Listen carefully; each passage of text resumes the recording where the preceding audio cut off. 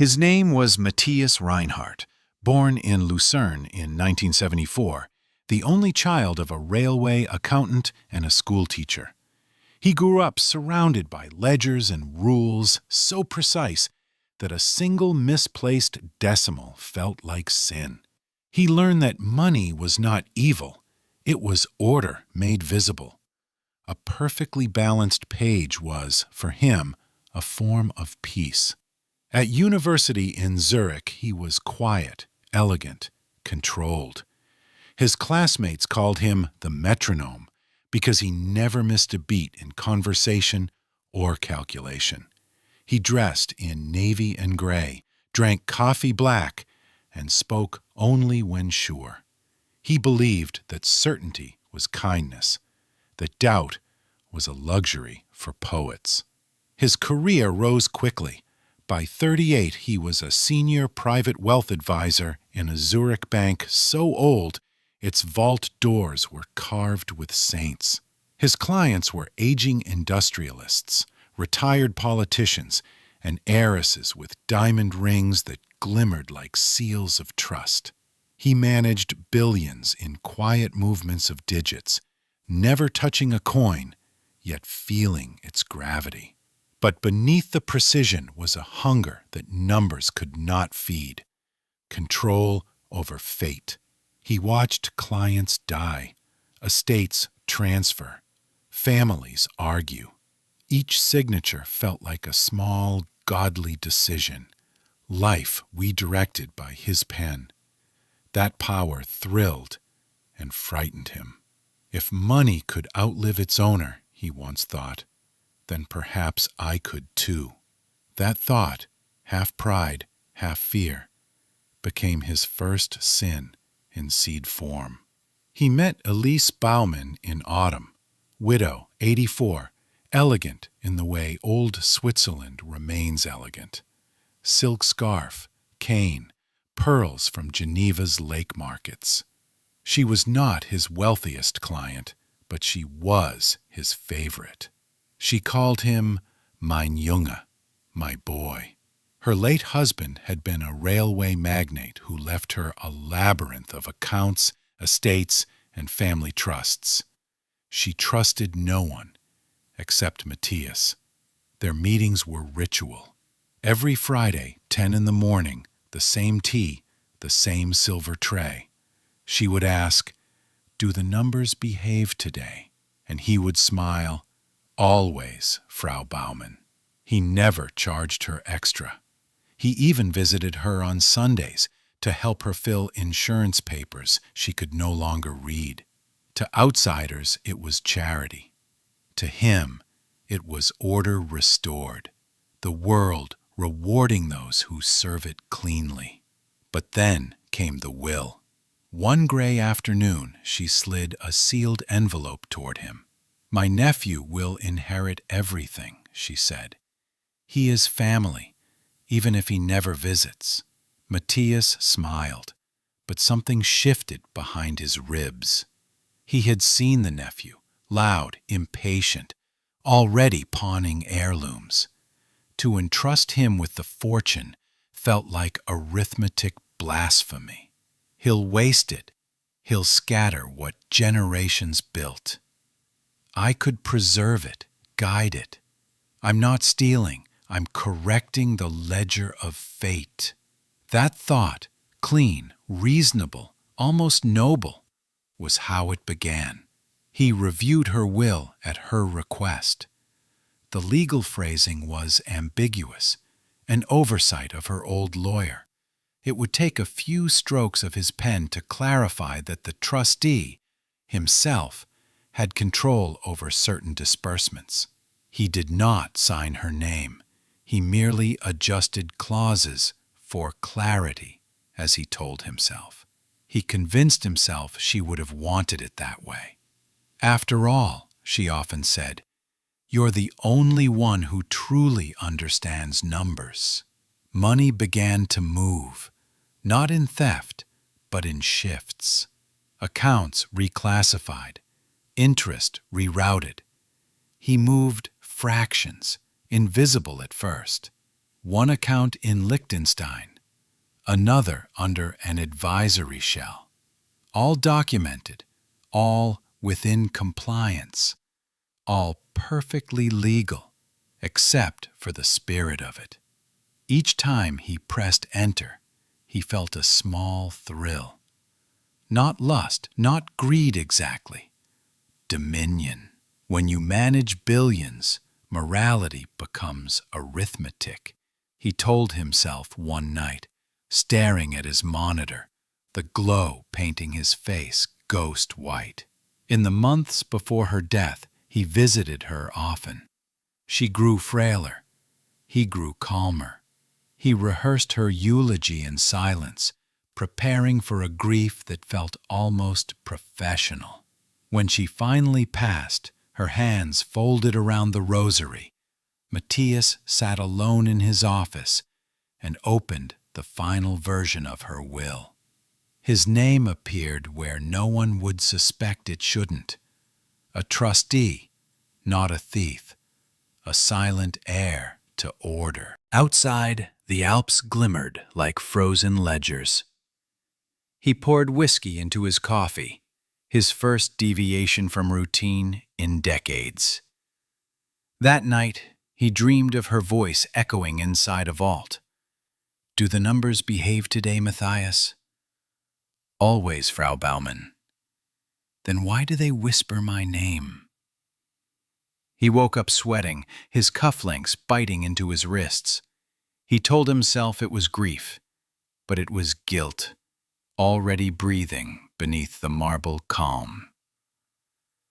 The months after Elise's funeral passed in immaculate quiet, until they didn't. Matthias's new control over her estate drew him into a different gravity, one that whispered not of duty, but of ownership. The first transfer came disguised as fee adjustment, a small percentage noted in a report that no one read.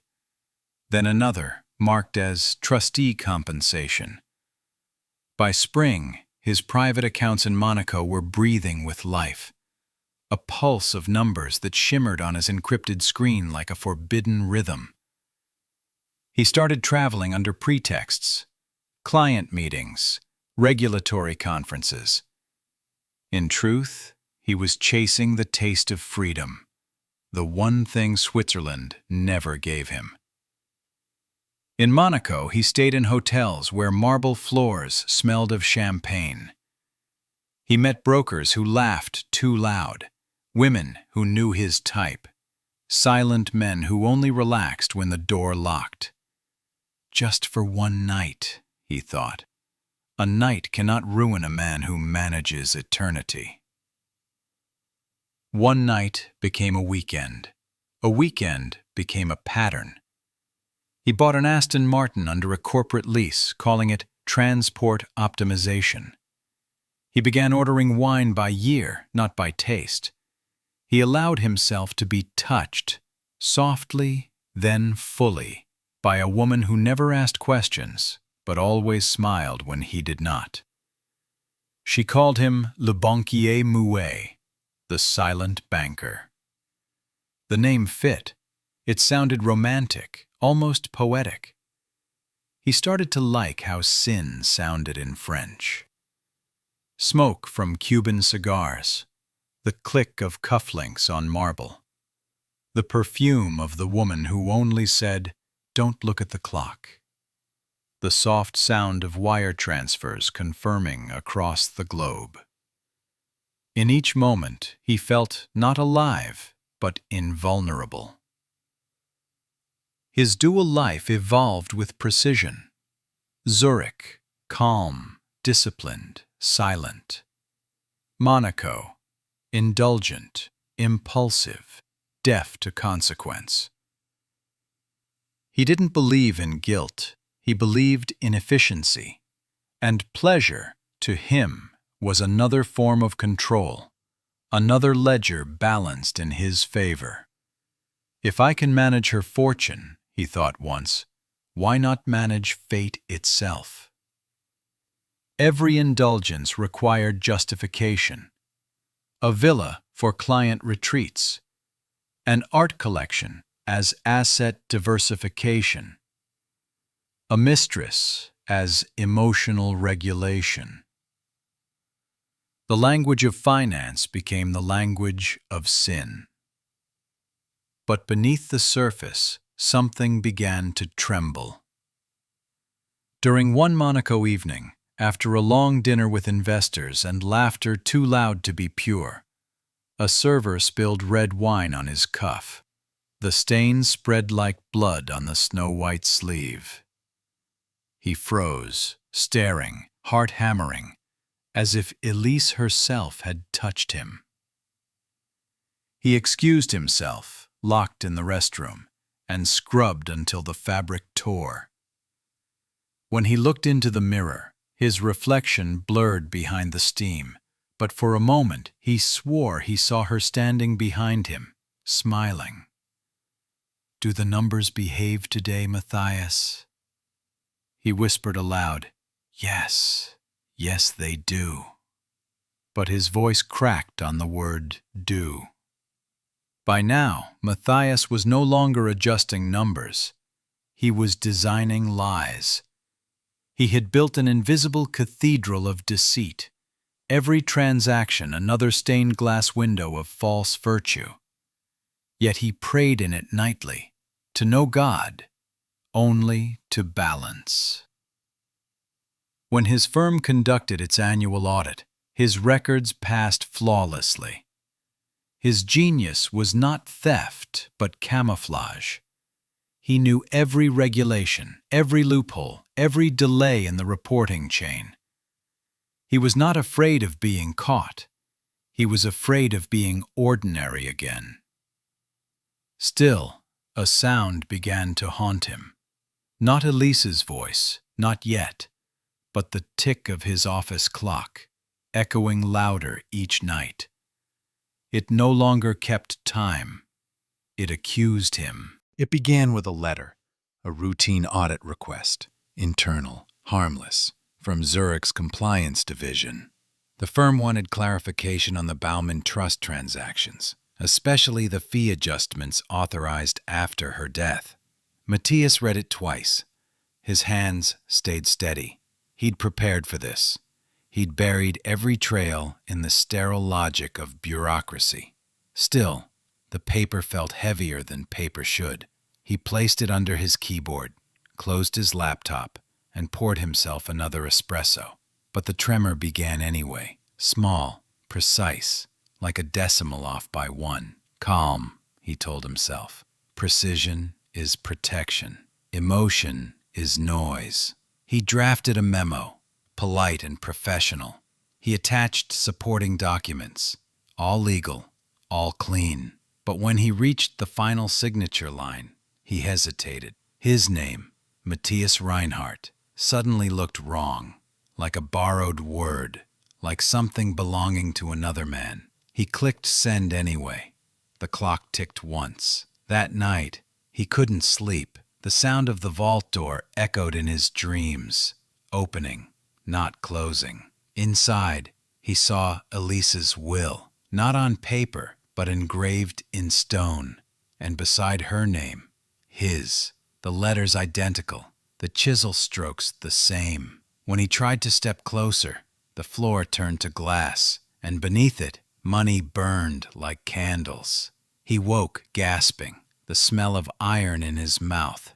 For the first time, he called in sick. Weeks later, the investigation deepened. The auditors asked questions that sounded too precise, too rehearsed. They requested his offshore correspondence. They summoned him for an interview. He smiled through it all, that perfect Swiss composure. He quoted regulations, cited ethics codes, even joked once about how Swiss honesty can feel like paranoia. They laughed. He smiled. But one investigator, Frau Keller, a younger woman with sharp eyes, didn't. She watched his hands, not his words. At the end of the interview, she said softly, "Numbers don't lie, Herr Reinhardt, but people do, and sometimes they teach the numbers how." He froze.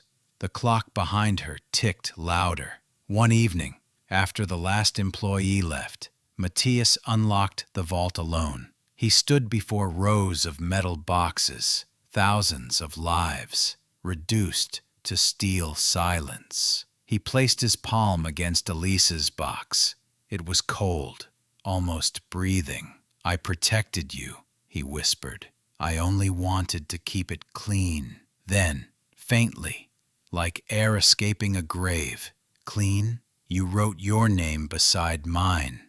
He stumbled back, nearly tripping over his reflection in the polished floor. His breathing fractured into small bursts of panic. He turned off the lights, but the engraved letters in his memory glowed anyway. That night, he drove without destination, highway lights flashing like moral alarms. At one point, he nearly swerved into the railing. He parked near Lake Zug and sat there until dawn, watching fog erase the world. The collapse came quietly, as all Swiss scandals do. His firm suspended him pending review. The nephew of Elisa Baumann filed a claim, suspecting manipulation. The newspapers called it an anomaly, but to Matthias, it was revelation. His accounts froze. His apartment was searched. The woman in Monaco never answered his calls again. His villa, his art, his car, all seized, all catalogued. He was left with one thing only: silence. The same silence he once worshipped. Now, it swallowed him. The court sentenced him to 5 years in federal custody for financial fraud and will manipulation. Inside prison, he was no longer Herr Reinhardt. He was inmate 1043. He folded his uniform each morning with the same precision he once gave to client files. He polished the sink until it reflected light like a coin. But at night, when the lights dimmed, he still heard Elisa's question in the air. "Do the numbers behave today?" "No," he whispered. "They finally confessed." He dreamed of vaults flooding with water, of ledgers dissolving into ink, of a world finally unbalanced and at peace. The first night in prison was colder than he expected. Not the air, the silence. Silence had always been his instrument, his armor. Now it pressed against him like a shroud. The fluorescent light above his cot flickered in slow rhythm. He counted each pulse. 1, 2, 3. Every blink reminded him of the vault, of Elise's will, of the name carved where it should never have been. They assigned him to clerical duty in the warden's office. Rows of dusty files, aging ledgers, unpaid invoices from decades past. His fingers moved instinctively, sorting, balancing, fixing. At first it comforted him.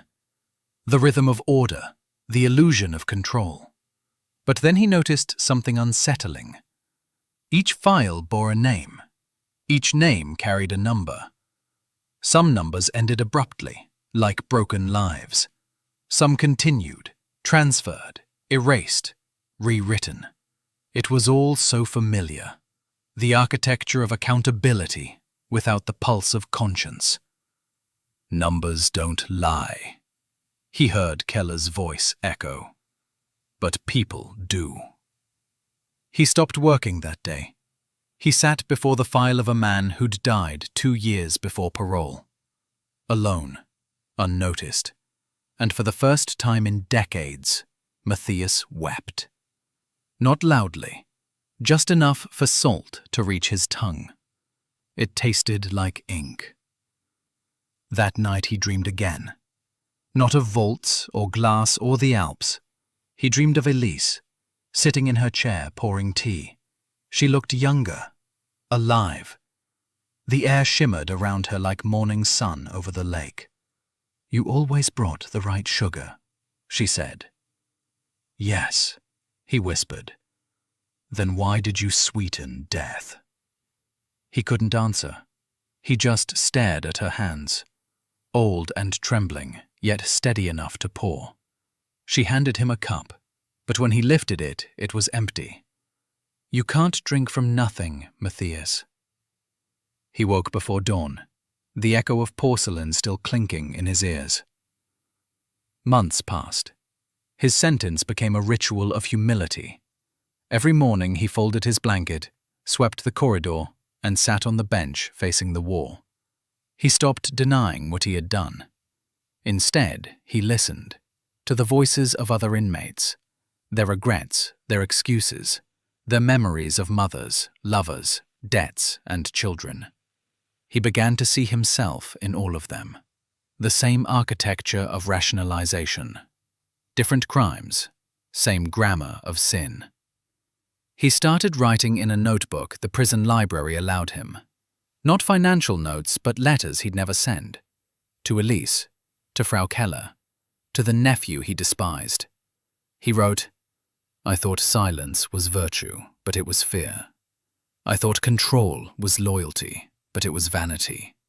I thought I was protecting order, but I was only protecting myself." Each night, he tore a page, folded it into a small square, and flushed it down the toilet, as if confessing to the pipes beneath the earth. By the 100th night, he felt something he had forgotten existed. Peace without possession. When parole came, he refused it. He asked to serve the full sentence. "Why?" the warden asked.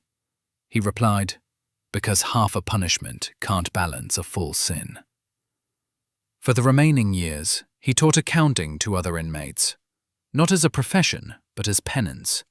He showed them how to add and subtract, but always ended the lesson the same way. The numbers behave only when the heart does. They laughed, but some wrote it down. At night, he no longer dreamed of vaults. He dreamed of a lake and a voice whispering, not accusing, but forgiving. "Do the numbers behave today, Matthias?" "No," he would whisper, "but the man finally does." When Matthias finally walked out of Switzerl prison, it was early spring. The air was thin, bright, mercilessly clean. The kind of alpine air that made every breath feel like confession. He stepped beyond the gates carrying nothing but a folded paper, his discharge notice, stamped and dated. No fortune, no firm, no future waiting. Only the echo of boots on gravel and the knowledge that for once the silence around him did not accuse. He took the train north, past Zurich, then west toward Lucerne, back to the city of his childhood.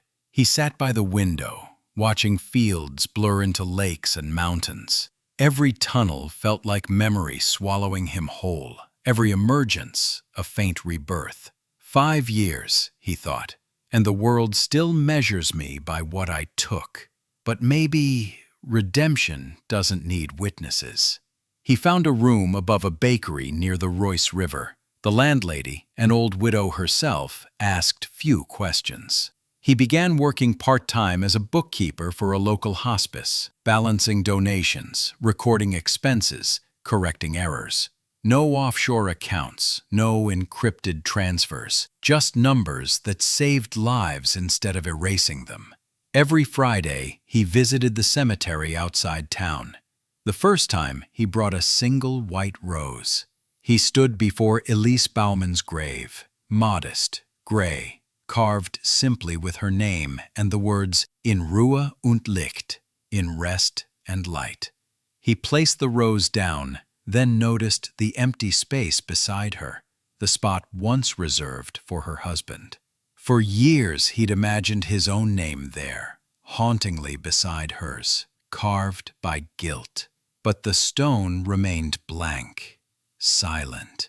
For the first time, that emptiness comforted him. "She forgave me," he whispered, not with words, with absence. At the hospice, the staff began calling him Herr Matthias, never the banker. He balanced books with the same precision as before, but now, when errors appeared, he smiled. He understood that imperfection was not corruption. It was life, unpredictable, unfinished, and real. He started mentoring a young intern, a nervous boy from Basel who adored numbers but feared mistakes. One afternoon, the boy stayed late, frustrated over a decimal error that wouldn't balance. Matthias leaned over and said gently, "You're chasing perfection, not truth. They're not the same thing." "Then what's the difference, sir?" the boy asked. "Perfection hides guilt," Matthias said. "Truth forgives it." The boy nodded, though he did not yet understand. But Matthias smiled. He'd spent a lifetime learning that lesson himself. On the 5th anniversary of his release, Matthias wrote one last letter. Not to Elise, not to the court, but to himself. He sealed it in an envelope and placed it in the hospice's donation box. It read, "I once believed a clean ledger meant a clean soul, but numbers can't forgive. Only people can. I mistook silence for virtue and control for faith. Redemption is not balance restored. It is the courage to live unguarded, knowing you'll never be pure, and choosing to serve anyway." He signed it M.R., folded it once, and left it without a name. That night, as he walked home, snow began to fall. Snow, deliberate, quiet. He looked up and let the flakes settle on his face. For the first time since his youth, he didn't count them. Years later, when he died of heart failure in his sleep, the hospice staff found no relatives to claim him. They buried him near the same river he grew up beside. On his small gravestone, they carved only the inscription he had requested in his final note. "The numbers behave." Nothing more. And maybe that was enough for a man who spent his life balancing ledgers to finally balance his own heart.